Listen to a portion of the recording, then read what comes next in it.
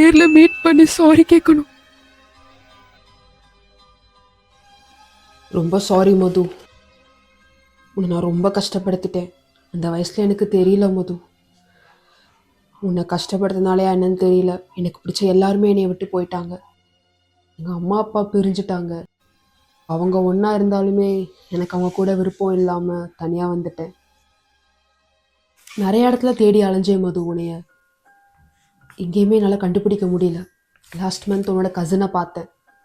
அப்போ தான் நீ மறுபடியும் இந்த ஊருக்கு வரேன்னு சொன்னான். அதனால தான் உனக்காக இந்த காலேஜ் ஜாயின் பண்ணேன்.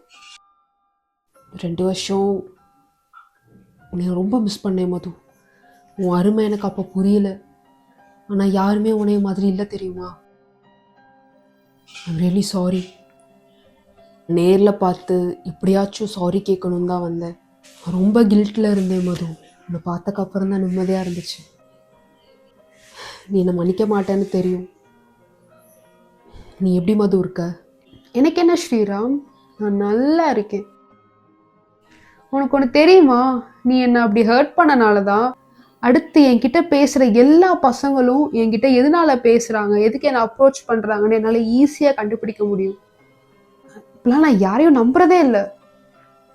ஆனால் அதே டைமில் உண்மையாகவே அக்கறையாக என்கிட்ட பழகுறவங்களை கூட எனக்கு நம்புறதுக்கு பயமாக இருக்குது.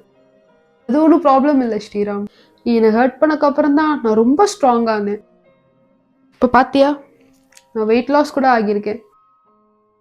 ஆனால் நீ என்னை வேணான்னு சொன்னதுக்காக ஒன்றும் நான் வெயிட் லாஸ் ஆகலை. என்னை நானே லவ் பண்ண ஆரம்பித்தேன். சொல்லப்போனால் நான் ரொம்ப ஸ்ட்ராங்காக ஆகிட்டேன். இப்போல்லாம் என்னை யாராலையும் ஏமாற்றவே முடியாது. நான் அவ்வளோ போல்டாக ஆகிட்டேன் அண்ட் அவ்வளோ கான்ஃபிடென்ட்டாகவும் இருக்கேன். ஆக்சுவலாக நான் உன்னை மன்னிக்கிறதுக்கு பதிலாக தேங்க்ஸ் தான் சொல்லணும். ஹாப்பி டு see you மது. நீ சொல்லிக் கொடுத்த டெக்னிக்கை யூஸ் பண்ணி தான் நான் 12th நல்லா மார்க் எடுத்தேன். அண்ட் அதுக்கும் ரொம்ப தேங்க்ஸ்.